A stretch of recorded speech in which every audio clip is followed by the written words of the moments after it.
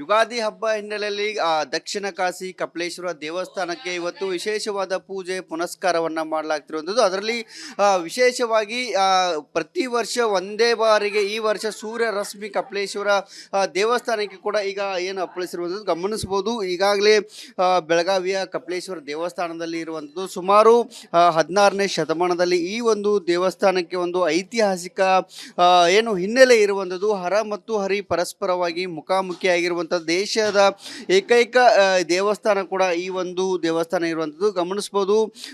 ವರ್ಷದ ಮೊದಲ ಬಾರಿಗೆ ಈ ಒಂದು ಸೂರ್ಯ ರಶ್ಮಿ ಕಪಿಲೇಶ್ವರ ಲಿಂಗಕ್ಕೆ ಸ್ಪರ್ಶ ಆಗಿರುವಂಥದ್ದು. ಹಾಗಾಗಿ ಈ ಒಂದು ವಿಶೇಷ ಕ್ಷಣಕ್ಕೆ ಬೆಳಗಾವಿಯ ಜನತೆ ಕೂಡ ಇರುವಂಥದ್ದು. ಮತ್ತು ಪ್ರಮುಖವಾಗಿ ಉತ್ತರದ ಕಾಶಿಗೆ ಎಷ್ಟು ಮಹತ್ವ ಇದೆಯೋ ಅಷ್ಟೇ ಮಹತ್ವ ಕೂಡ ಈ ಒಂದು ದೇವಸ್ಥಾನಕ್ಕೆ ಇರೋದರಿಂದ ಸಾಕಷ್ಟು ಭಕ್ತಾದಿಗಳು ಈ ಒಂದು ದೇವಸ್ಥಾನಕ್ಕೆ ಬಂದು ವಿಶೇಷವಾಗಿ ಪೂಜೆ ಪುನಸ್ಕಾರ ಅಭಿಷೇಕಗಳನ್ನು ಕೂಡ ಈಗ ಮಾಡ್ತಿರುವಂಥದ್ದು. ಸೂರ್ಯರಶ್ಮಿ ಹಿನ್ನೆಲೆಯಲ್ಲಿ ಸದ್ಯ ಈಗ ಅಭಿಷೇಕವನ್ನು ಮಾಡ್ತಾ ಇಲ್ಲ. ಇದಾದ ನಂತರ ಸೂರ್ಯರಶ್ಮಿ ಮುಗಿದ ನಂತರ ಈಗ ಅಭಿಷೇಕ ಪೂಜೆ ಪುನಸ್ಕಾರ ಕಾರ್ಯಗಳು ಕೂಡ ಮುಂದುವರಿತದೆ ಗಮನಿಸಬಹುದು. ಈಗಾಗಲೇ ಸಾಕಷ್ಟು ಭಕ್ತರು ಕೂಡ ಈ ಒಂದು ದೇವಸ್ಥಾನಕ್ಕೆ ಬಂದಿರುವಂಥದ್ದು. ದೇಶದ ನಾನಾ ಭಾಗಗಳಿಂದ ಭಕ್ತರು ತಮ್ಮ ಇಷ್ಟಾರ್ಥ ಸಿದ್ಧಿಗಾಗಿ ಈ ಒಂದು ದೇವಸ್ಥಾನಕ್ಕೆ ಬರ್ತಾರೆ. ಪ್ರಮುಖವಾಗಿ ಏನು ಈ ಒಂದು ದೇವಸ್ಥಾನಕ್ಕೆ ಏನು ದೇಶದ ವಿವಿಧ ಭಾಗಗಳಿಂದ ಭಕ್ತರು ಬರ್ತಾರೆ. ಮತ್ತು ನನ್ನ ಜೊತೆಗೆ ಈಗ ಇಲ್ಲಿ ಸ್ವಾಮೀಜಿಗಳು ಕೂಡ ಇರುವಂಥದ್ದು. ಅವರನ್ನು ಕೂಡ ನಾನು ಮಾತಾಡ್ತೀನಿ. ಸ್ವಾಮೀಜಿ, ದೇವಸ್ಥಾನದ ಬಗ್ಗೆ ಹೇಳೋದಾದರೆ.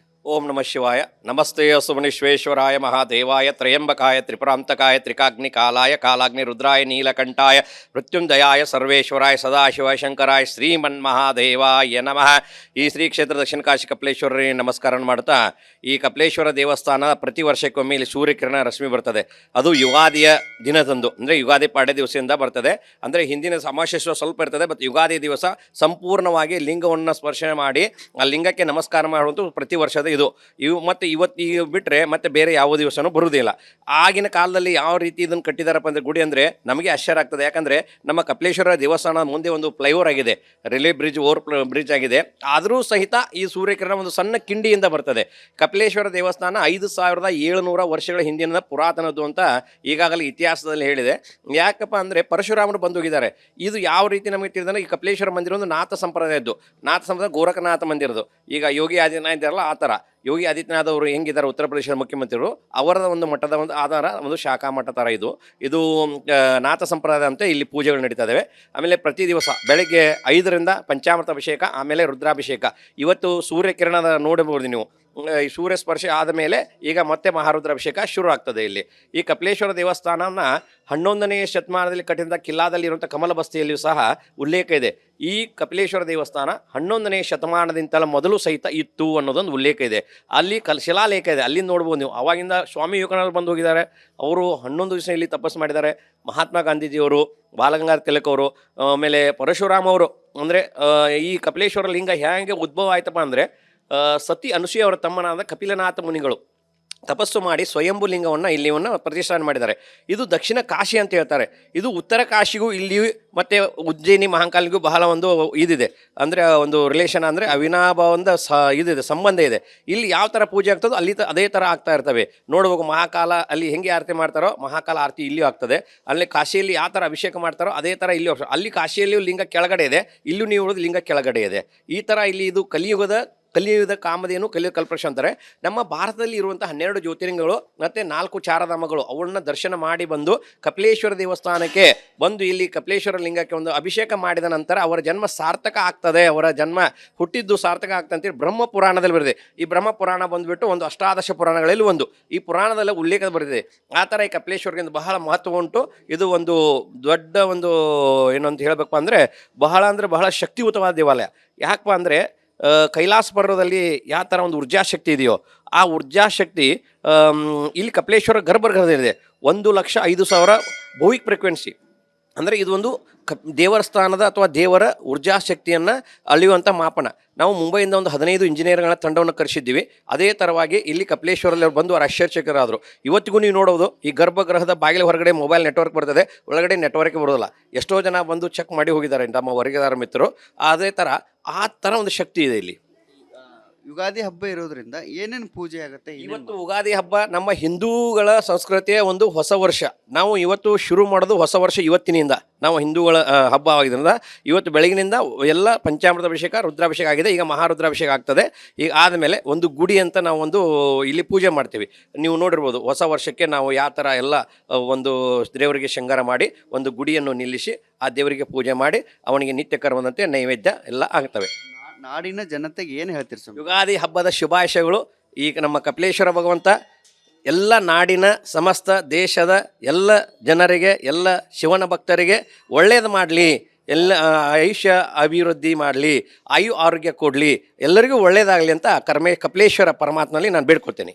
ಇದಿಷ್ಟು ದೇವಸ್ಥಾನದ ಮುಖ್ಯ ಅರ್ಚಕರಾಗಿರುವಂಥ ನಾಗರಾಜ್ ಕಟ್ಟಿ ಅವರು ಹೇಳ್ತಿರುವಂಥದ್ದು. ಕ್ಯಾಮ್ರಾ ಪರ್ಸನ್ ಮಹಾಂತೇಶ್ ಜೊತೆ ಮೈಲಾರಿ ಪ್ರಸಾದ್, ರಿಪಬ್ಲಿಕ್ ಕನ್ನಡ, ಬೆಳಗಾವಿ. ಯುಗಾದಿ ಹಬ್ಬ ಹಿನ್ನೆಲೆಯಲ್ಲಿ ದಕ್ಷಿಣ ಕಾಶಿ ಕಪಿಲೇಶ್ವರ ದೇವಸ್ಥಾನಕ್ಕೆ ಇವತ್ತು ವಿಶೇಷವಾದ ಪೂಜೆ ಪುನಸ್ಕಾರವನ್ನು ಮಾಡಲಾಗ್ತಿರುವಂಥದ್ದು. ಅದರಲ್ಲಿ ವಿಶೇಷವಾಗಿ ಪ್ರತಿ ವರ್ಷ ಒಂದೇ ಬಾರಿಗೆ ಈ ವರ್ಷ ಸೂರ್ಯ ರಶ್ಮಿ ಕಪಿಲೇಶ್ವರ ದೇವಸ್ಥಾನಕ್ಕೆ ಕೂಡ ಈಗ ಏನು ಅಪ್ಪಳಿಸಿರುವಂಥದ್ದು ಗಮನಿಸ್ಬೋದು. ಈಗಾಗಲೇ ಬೆಳಗಾವಿಯ ಕಪಿಲೇಶ್ವರ ದೇವಸ್ಥಾನದಲ್ಲಿ ಇರುವಂಥದ್ದು ಸುಮಾರು 16ನೇ ಶತಮಾನದಲ್ಲಿ ಈ ಒಂದು ದೇವಸ್ಥಾನಕ್ಕೆ ಒಂದು ಐತಿಹಾಸಿಕ ಏನು ಹಿನ್ನೆಲೆ ಇರುವಂಥದ್ದು. ಹರ ಮತ್ತು ಹರಿ ಪರಸ್ಪರವಾಗಿ ಮುಖಾಮುಖಿಯಾಗಿರುವಂಥ ದೇಶದ ಏಕೈಕ ದೇವಸ್ಥಾನ ಕೂಡ ಈ ಒಂದು ದೇವಸ್ಥಾನ ಇರುವಂಥದ್ದು ಗಮನಿಸ್ಬೋದು.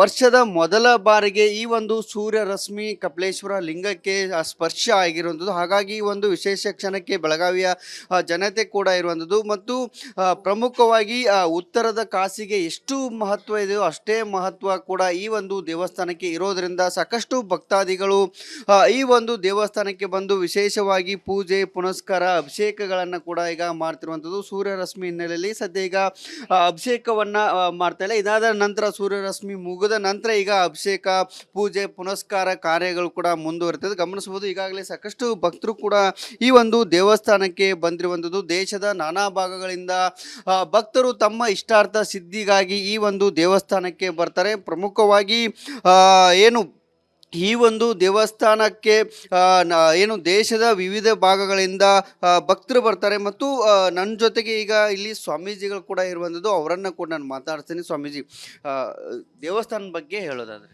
ಓಂ ನಮಃ ಶಿವಾಯ. ನಮಸ್ತೆ ಸುಮನೇಶ್ವೇಶ್ವರಾಯ ಮಹಾದೇವಾಯ ತ್ರಯಂಬಕಾಯ ತ್ರಿಪುರಾಂತಕಾಯ ತ್ರಿಕಾಗ್ನಿ ಕಾಲಾಯ ಕಾಲಾಗ್ನಿ ರುದ್ರಾಯ ನೀಲಕಂಠಾಯ ಮೃತ್ಯುಂಜಯಾಯ ಸರ್ವೇಶ್ವರಾಯ ಸದಾಶಿವ ಶಂಕರಾಯ ಶ್ರೀಮನ್ಮಹಾದೇವಾಯ ನಮಃ. ಈ ಶ್ರೀ ಕ್ಷೇತ್ರ ದಕ್ಷಿಣ ಕಾಶಿ ಕಪಿಲೇಶ್ವರರಿಗೆ ನಮಸ್ಕಾರ ಮಾಡ್ತಾ, ಈ ಕಪಿಲೇಶ್ವರ ದೇವಸ್ಥಾನ ಪ್ರತಿ ವರ್ಷಕ್ಕೊಮ್ಮೆ ಇಲ್ಲಿ ಸೂರ್ಯಕಿರಣ ರಶ್ಮಿ ಬರ್ತದೆ.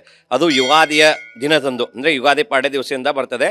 ಅಂದರೆ ಹಿಂದಿನ ಅಮಾವಾಸ್ಯೆ ಸ್ವಲ್ಪ ಇರ್ತದೆ, ಬಟ್ ಯುಗಾದಿ ದಿವಸ ಸಂಪೂರ್ಣವಾಗಿ ಲಿಂಗವನ್ನು ಸ್ಪರ್ಶ ಮಾಡಿ ಆ ಲಿಂಗಕ್ಕೆ ನಮಸ್ಕಾರ ಮಾಡುವಂಥ ಪ್ರತಿ ವರ್ಷದ ಇವು ಮತ್ತು ಇವತ್ತು ಈಗ ಬಿಟ್ಟರೆ ಮತ್ತೆ ಬೇರೆ ಯಾವ ದಿವಸನೂ ಬರುವುದಿಲ್ಲ. ಆಗಿನ ಕಾಲದಲ್ಲಿ ಯಾವ ರೀತಿ ಇದನ್ನು ಕಟ್ಟಿದಾರಪ್ಪ ಅಂದರೆ ಗುಡಿ ಅಂದರೆ ನಮಗೆ ಆಶ್ಚರ್ಯ ಆಗ್ತದೆ. ಯಾಕಂದರೆ ನಮ್ಮ ಕಪಿಲೇಶ್ವರ ದೇವಸ್ಥಾನ ಮುಂದೆ ಒಂದು ಫ್ಲೈಓವರ್ ಆಗಿದೆ, ರೈಲ್ವೆ ಬ್ರಿಡ್ಜ್ ಬ್ರಿಡ್ಜ್ ಆಗಿದೆ. ಆದರೂ ಸಹಿತ ಈ ಸೂರ್ಯಕಿರಣ ಒಂದು ಸಣ್ಣ ಕಿಂಡಿಯಿಂದ ಬರ್ತದೆ. ಕಪಿಲೇಶ್ವರ ದೇವಸ್ಥಾನ 5700 ವರ್ಷಗಳ ಹಿಂದಿನ ಪುರಾತನದ್ದು ಅಂತ ಈಗಾಗಲೇ ಇತಿಹಾಸದಲ್ಲಿ ಹೇಳಿದೆ. ಯಾಕಪ್ಪ ಅಂದರೆ ಪರಶುರಾಮರು ಬಂದು ಹೋಗಿದ್ದಾರೆ. ಇದು ಯಾವ ರೀತಿ ನಮಗೆ ತಿಳಿದ್ರೆ ಈ ಕಪಿಲೇಶ್ವರ ಮಂದಿರ ಒಂದು ನಾಥ ಸಂಪ್ರದಾಯದ್ದು. ನಾಥ ಸಂಪ್ರದಾಯ ಗೋರಖನಾಥ ಮಂದಿರದು. ಈಗ ಯೋಗಿ ಆದಿತ್ಯನಾಥ್ ಇದ್ದಾರಲ್ಲ ಆ ಥರ ಯೋಗಿ ಆದಿತ್ಯನಾಥ್ ಅವರು ಹೆಂಗಿದ್ದಾರೆ ಉತ್ತರ ಪ್ರದೇಶದ ಮುಖ್ಯಮಂತ್ರಿಗಳು, ಅವರ ಒಂದು ಮಠದ ಒಂದು ಆಧಾರ ಒಂದು ಶಾಖಾ ಮಠ ಥರ ಇದು ನಾಥ ಸಂಪ್ರದಾಯ ಅಂತ ಇಲ್ಲಿ ಪೂಜೆಗಳು ನಡೀತಾ ಇದ್ದಾವೆ. ಆಮೇಲೆ ಪ್ರತಿ ದಿವಸ ಬೆಳಗ್ಗೆ 5ರಿಂದ ಪಂಚಾಮೃತ ಅಭಿಷೇಕ, ಆಮೇಲೆ ರುದ್ರಾಭಿಷೇಕ. ಇವತ್ತು ಸೂರ್ಯಕಿರಣದ ನೋಡಬಹುದು ನೀವು. ಈ ಸೂರ್ಯ ಸ್ಪರ್ಶ ಆದ ಮೇಲೆ ಈಗ ಮತ್ತೆ ಮಹಾರುದ್ರಾಭಿಷೇಕ ಶುರು ಆಗ್ತದೆ. ಇಲ್ಲಿ ಈ ಕಪಿಲೇಶ್ವರ ದೇವಸ್ಥಾನನ 11ನೇ ಶತಮಾನದಲ್ಲಿ ಕಟ್ಟಿದ ಕಿಲ್ಲಾದಲ್ಲಿ ಇರುವಂಥ ಕಮಲ ಬಸ್ತಿಯಲ್ಲಿಯೂ ಸಹ ಉಲ್ಲೇಖ ಇದೆ. ಈ ಕಪಿಲೇಶ್ವರ ದೇವಸ್ಥಾನ 11ನೇ ಶತಮಾನದಿಂದಲ ಮೊದಲು ಸಹಿತ ಇತ್ತು ಅನ್ನೋದೊಂದು ಉಲ್ಲೇಖ ಇದೆ. ಅಲ್ಲಿ ಶಿಲಾಲೇಖ ಇದೆ, ಅಲ್ಲಿ ನೋಡ್ಬೋದು ನೀವು. ಅವಾಗಿಂದ ಸ್ವಾಮಿ ವಿವೇಕಾನಂದರು ಬಂದು ಹೋಗಿದ್ದಾರೆ. ಅವರು 11 ದಿವಸ ಇಲ್ಲಿ ತಪಸ್ಸು ಮಾಡಿದ್ದಾರೆ. ಮಹಾತ್ಮ ಗಾಂಧೀಜಿಯವರು, ಬಾಲಗಂಗಾಧರ ತಿಲಕ್ ಅವರು, ಆಮೇಲೆ ಪರಶುರಾಮ ಅವರು. ಅಂದರೆ ಈ ಕಪಿಲೇಶ್ವರ ಲಿಂಗ ಹೇಗೆ ಉದ್ಭವ ಆಯ್ತಪ್ಪ ಅಂದರೆ ಸತಿ ಅನುಸೂಯ ಅವರ ತಮ್ಮನಾದ ಕಪಿಲನಾಥ ಮುನಿಗಳು ತಪಸ್ಸು ಮಾಡಿ ಸ್ವಯಂಭೂ ಲಿಂಗವನ್ನು ಇಲ್ಲಿವನ್ನು ಪ್ರತಿಷ್ಠಾನ ಮಾಡಿದ್ದಾರೆ. ಇದು ದಕ್ಷಿಣ ಕಾಶಿ ಅಂತ ಹೇಳ್ತಾರೆ.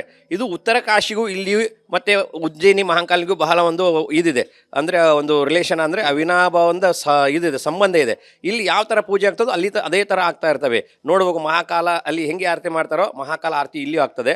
ಅಲ್ಲಿ ಕಾಶಿಯಲ್ಲಿ ಯಾವ ಥರ ಅಭಿಷೇಕ ಮಾಡ್ತಾರೋ ಅದೇ ಥರ ಇಲ್ಲಿ. ಅಲ್ಲಿ ಕಾಶಿಯಲ್ಲಿಯೂ ಲಿಂಗ ಕೆಳಗಡೆ ಇದೆ, ಇಲ್ಲೂ ನೀವು ಲಿಂಗ ಕೆಳಗಡೆ ಇದೆ. ಈ ಥರ ಇಲ್ಲಿ ಇದು ಕಲಿಯುಗದ ಕಲಿಯುವುದ ಕಾಮಧೇನು ಕಲಿಯುವ ಕಲ್ಪವೃಕ್ಷ ಅಂತಾರೆ. ನಮ್ಮ ಭಾರತದಲ್ಲಿ ಇರುವಂಥ 12 ಜ್ಯೋತಿರ್ಲಿಂಗಗಳು ಮತ್ತು 4 ಚಾರಧಾಮಗಳು ಅವನ್ನ ದರ್ಶನ ಮಾಡಿ ಬಂದು ಕಪಿಲೇಶ್ವರ ದೇವಸ್ಥಾನಕ್ಕೆ ಬಂದು ಇಲ್ಲಿ ಕಪಿಲೇಶ್ವರ ಲಿಂಗಕ್ಕೆ ಒಂದು ಅಭಿಷೇಕ ಮಾಡಿದ ನಂತರ ಅವರ ಜನ್ಮ ಸಾರ್ಥಕ ಆಗ್ತದೆ, ಅವರ ಜನ್ಮ ಹುಟ್ಟಿದ್ದು ಸಾರ್ಥಕ ಆಗ್ತದೆ ಅಂತೇಳಿ ಬ್ರಹ್ಮ ಪುರಾಣದಲ್ಲಿ ಬರೆದಿದೆ. ಈ ಬ್ರಹ್ಮ ಪುರಾಣ ಬಂದುಬಿಟ್ಟು ಒಂದು ಅಷ್ಟಾದಶ ಪುರಾಣಗಳಲ್ಲಿ ಒಂದು, ಈ ಪುರಾಣದಲ್ಲಿ ಉಲ್ಲೇಖ ಬರೆದಿದೆ. ಆ ಥರ ಈ ಕಪಿಲೇಶ್ವರದಿಂದ ಬಹಳ ಮಹತ್ವ ಉಂಟು. ಇದು ಒಂದು ದೊಡ್ಡ ಒಂದು ಏನು ಅಂತ ಹೇಳಬೇಕು ಅಂದರೆ ಬಹಳ ಶಕ್ತಿಯುತವಾದ ದೇವಾಲಯ. ಯಾಕಪ್ಪ ಅಂದರೆ ಕೈಲಾಸ ಪರ್ವದಲ್ಲಿ ಯಾವ ಥರ ಒಂದು ಊರ್ಜಾಶಕ್ತಿ ಇದೆಯೋ ಆ ಊರ್ಜಾಶಕ್ತಿ ಇಲ್ಲಿ ಕಪಿಲೇಶ್ವರ ಗರ್ಭಗೃಹದಲ್ಲಿದೆ. 1,05,000 ಭೌಯಿಕ್ ಫ್ರೀಕ್ವೆನ್ಸಿ ಅಂದರೆ ಇದು ಒಂದು ದೇವರ ಸ್ಥಾನದ ಅಥವಾ ದೇವರ ಊರ್ಜಾಶಕ್ತಿಯನ್ನು ಅಳೆಯುವಂಥ ಮಾಪನ. ನಾವು ಮುಂಬೈಯಿಂದ ಒಂದು 15 ಇಂಜಿನಿಯರ್ಗಳ ತಂಡವನ್ನು ಕರೆಸಿದ್ದೀವಿ. ಅದೇ ಥರವಾಗಿ ಇಲ್ಲಿ ಕಪಿಲೇಶ್ವರಲ್ಲಿ ಅವ್ರು ಬಂದು ಅವ್ರು ಆಶ್ಚರ್ಯಚಕಿತರಾದರು. ಇವತ್ತಿಗೂ ನೀವು ನೋಡೋದು ಈ ಗರ್ಭಗೃಹದ ಬಾಗಿಲ ಹೊರಗಡೆ ಮೊಬೈಲ್ ನೆಟ್ವರ್ಕ್ ಬರ್ತದೆ, ಒಳಗಡೆ ನೆಟ್ವರ್ಕ್ ಬರೋದಿಲ್ಲ. ಎಷ್ಟೋ ಜನ ಬಂದು ಚೆಕ್ ಮಾಡಿ ಹೋಗಿದ್ದಾರೆ ನಮ್ಮ ವರ್ಗದಾರ ಮಿತ್ರರು. ಅದೇ ಥರ ಆ ಥರ ಒಂದು ಶಕ್ತಿ ಇದೆ ಇಲ್ಲಿ. ಯುಗಾದಿ ಹಬ್ಬ ಇರೋದ್ರಿಂದ ಏನೇನು ಪೂಜೆ ಆಗುತ್ತೆ? ಇವತ್ತು ಉಗಾದಿ ಹಬ್ಬ ನಮ್ಮ ಹಿಂದೂಗಳ ಸಂಸ್ಕೃತಿಯ ಒಂದು ಹೊಸ ವರ್ಷ. ನಾವು ಇವತ್ತು ಶುರು ಮಾಡೋದು ಹೊಸ ವರ್ಷ ಇವತ್ತಿನಿಂದ. ನಾವು ಹಿಂದೂಗಳ ಹಬ್ಬ ಆಗಿದ್ದರಿಂದ ಇವತ್ತು ಬೆಳಗಿನಿಂದ ಎಲ್ಲ ಪಂಚಾಮೃತ ಅಭಿಷೇಕ, ರುದ್ರಾಭಿಷೇಕ ಆಗಿದೆ. ಈಗ ಮಹಾರುದ್ರಾಭಿಷೇಕ ಆಗ್ತದೆ. ಈಗ ಆದಮೇಲೆ ಒಂದು ಗುಡಿ ಅಂತ ನಾವು ಒಂದು ಇಲ್ಲಿ ಪೂಜೆ ಮಾಡ್ತೀವಿ. ನೀವು ನೋಡಿರ್ಬೋದು ಹೊಸ ವರ್ಷಕ್ಕೆ ನಾವು ಯಾವ ಥರ ಎಲ್ಲ ಒಂದು ದೇವರಿಗೆ ಶೃಂಗಾರ ಮಾಡಿ ಒಂದು ಗುಡಿಯನ್ನು ನಿಲ್ಲಿಸಿ ಆ ದೇವರಿಗೆ ಪೂಜೆ ಮಾಡಿ ಅವನಿಗೆ ನಿತ್ಯ ಕರ್ಮದಂತೆ ನೈವೇದ್ಯ ಎಲ್ಲ ಆಗ್ತವೆ. ನಾಡಿನ ಜನತೆಗೆ ಏನು ಹೇಳ್ತೀರಿ ಸ್ವಾಮಿ? ಯುಗಾದಿ ಹಬ್ಬದ ಶುಭಾಶಯಗಳು. ಈಗ ನಮ್ಮ ಕಪಿಲೇಶ್ವರ ಭಗವಂತ ಎಲ್ಲ ನಾಡಿನ ಸಮಸ್ತ ದೇಶದ ಎಲ್ಲ ಜನರಿಗೆ, ಎಲ್ಲ ಶಿವನ ಭಕ್ತರಿಗೆ ಒಳ್ಳೇದು ಮಾಡಲಿ, ಎಲ್ಲ ಆಯುಷ್ಯ ಅಭಿವೃದ್ಧಿ ಮಾಡಲಿ, ಆರೋಗ್ಯ ಕೊಡಲಿ, ಎಲ್ಲರಿಗೂ ಒಳ್ಳೇದಾಗಲಿ ಅಂತ ಕಪಿಲೇಶ್ವರ ಪರಮಾತ್ಮನಲ್ಲಿ ನಾನು ಬೇಡ್ಕೊಳ್ತೇನೆ. ಇದಿಷ್ಟು ದೇವಸ್ಥಾನದ ಮುಖ್ಯ ಅರ್ಚಕರಾಗಿರುವಂಥ ನಾಗರಾಜ್ ಕಟ್ಟಿಯವರು ಹೇಳ್ತಿರುವಂಥದ್ದು. ಕ್ಯಾಮರಾ ಪರ್ಸನ್ ಮಹಾಂತೇಶ್ ಜೊತೆ ಮೈಲಾರಿ ಪ್ರಸಾದ್, ರಿಪಬ್ಲಿಕ್ ಕನ್ನಡ, ಬೆಳಗಾವಿ.